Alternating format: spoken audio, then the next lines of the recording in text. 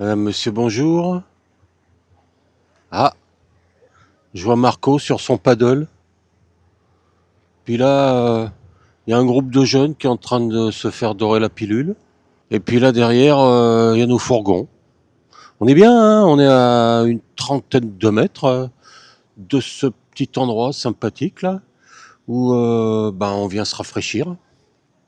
Alors, on est souvent seul, hein, surtout le soir.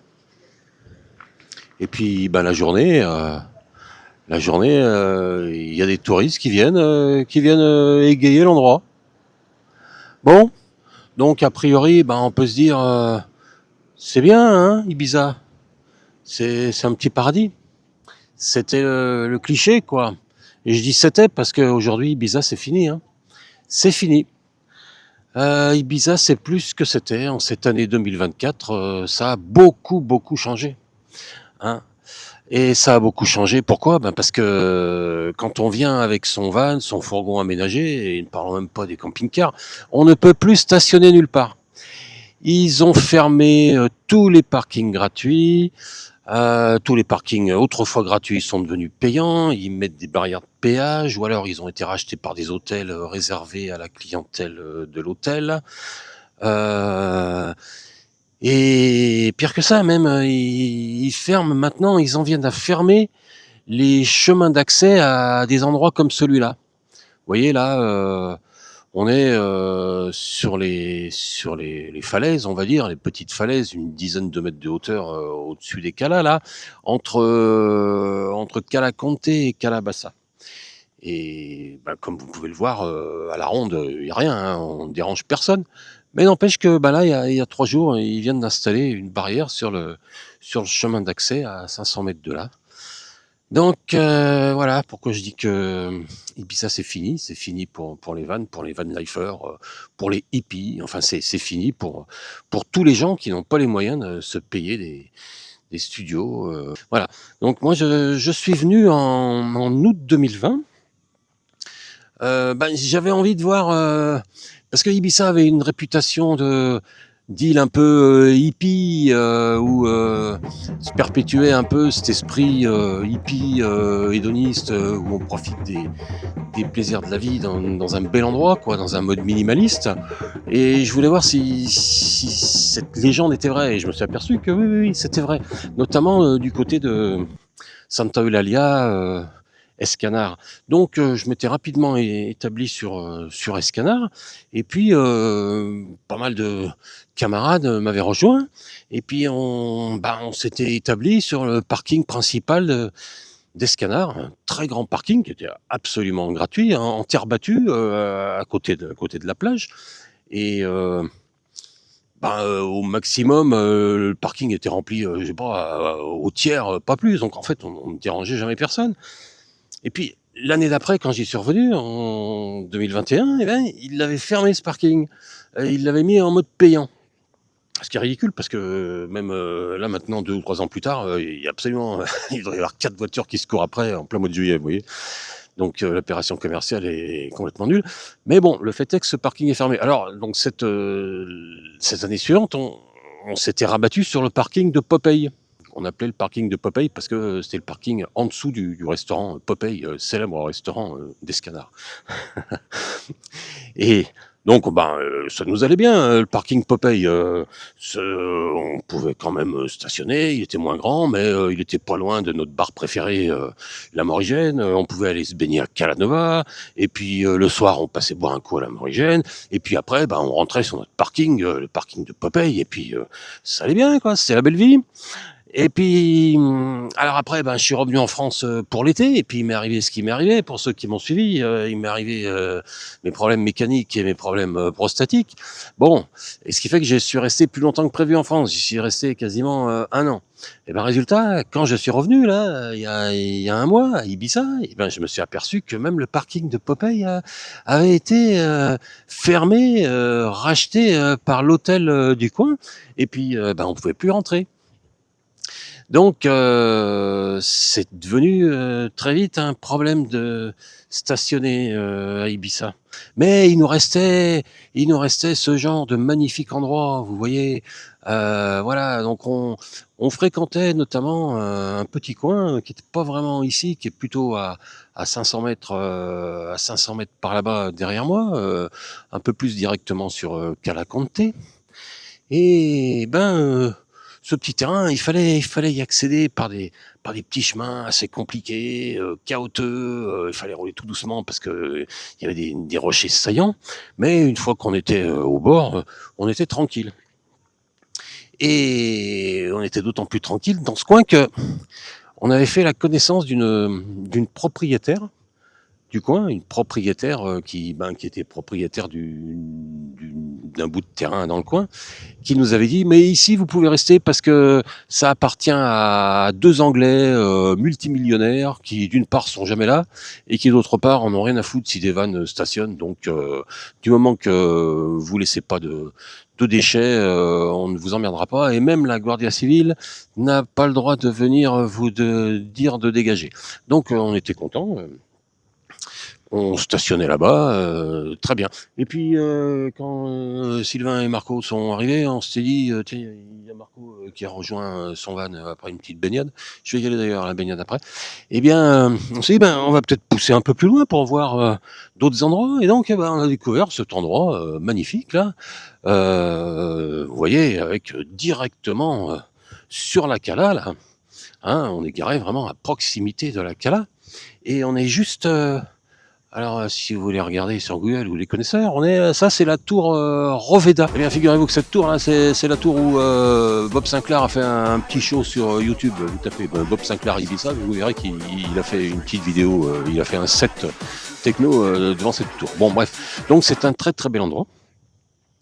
Et on y est depuis quelques jours. Bon, alors, sinon, c'est plus compliqué pour aller faire les courses, mais parce que le premier Roski est à une dizaine de kilomètres, mais ça fait rien. Bah, on y va quand il faut, puis après, on revient là.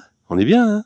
Donc, ils vont interdire l'accès, y compris à ce genre de magnifique endroit. Bah oui, parce que vous savez comment ça se passe quand vous voulez accéder à un petit endroit sympathique. Vous prenez la route, et puis après, eh bien, vous prenez un petit chemin de terre.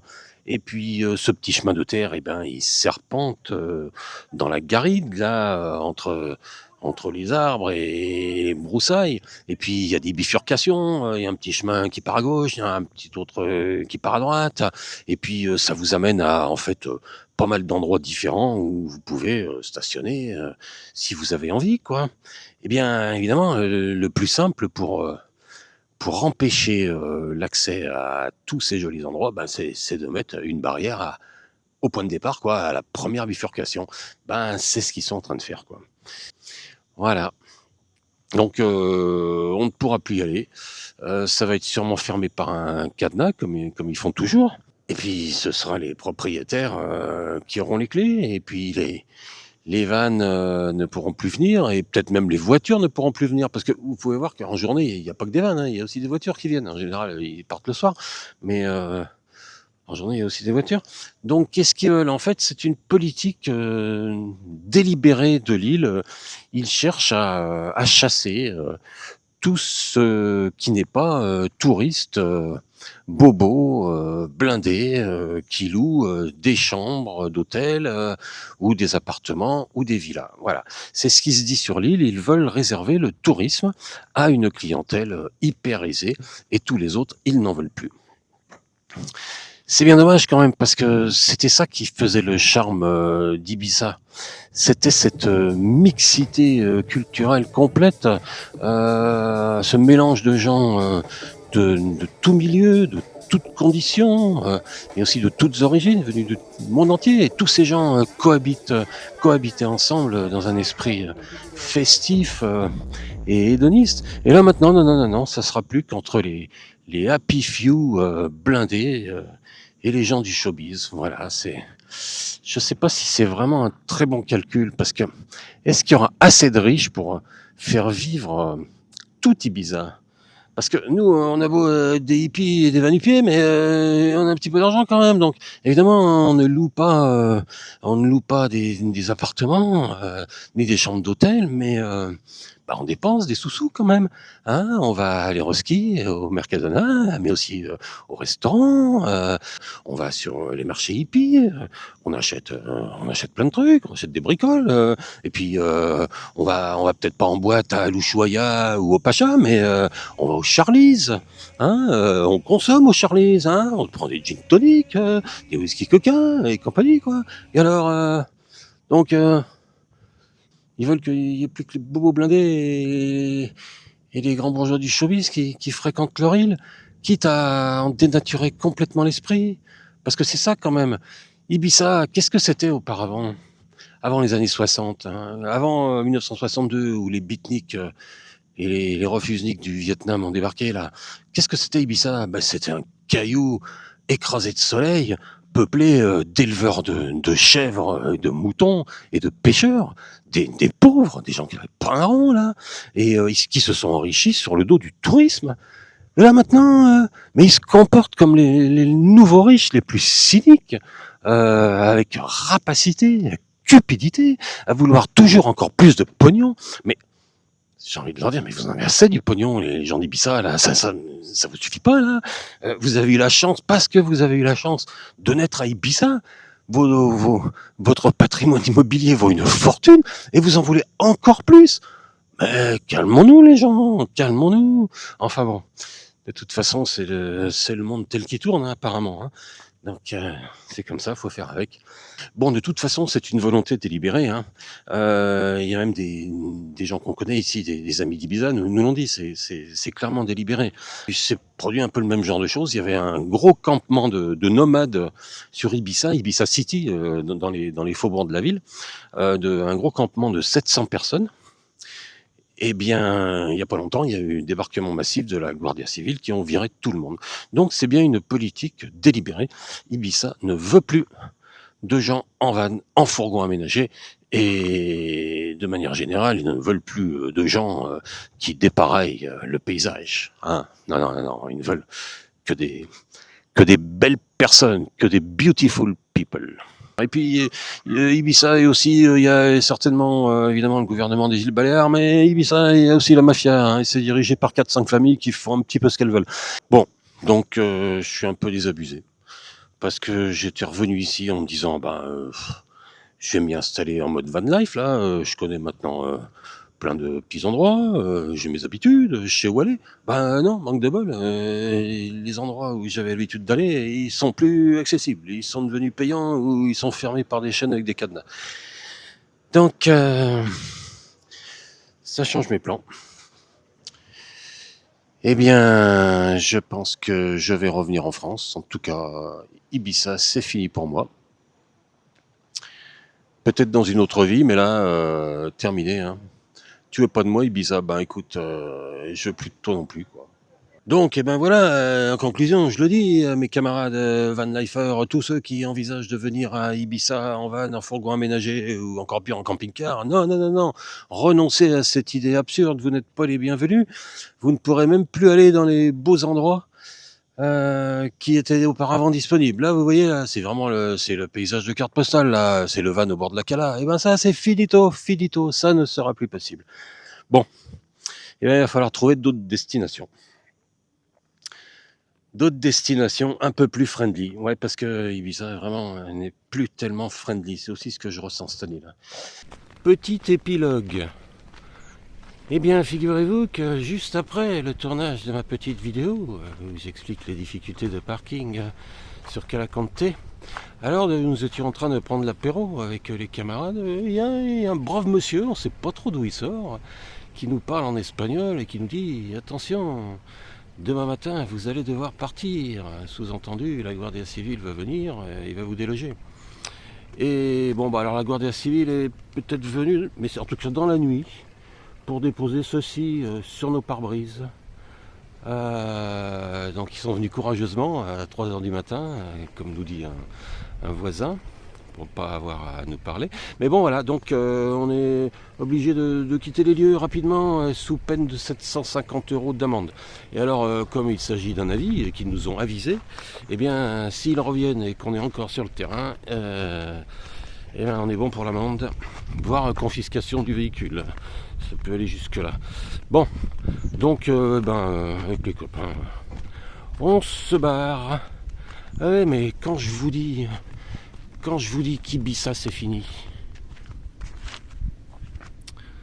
mais on se barre avec la satisfaction d'avoir été sans doute les derniers au monde, les derniers dans l'histoire d'Ibiza à avoir pu stationner dans ce magnifique endroit. Hein? Plus personne maintenant ne pourra stationner dans ce magnifique endroit. Bah oui, parce que les rapaces d'Ibiza veulent gagner encore et toujours plus d'argent. Allez, mangez bien les rapaces d'Ibiza.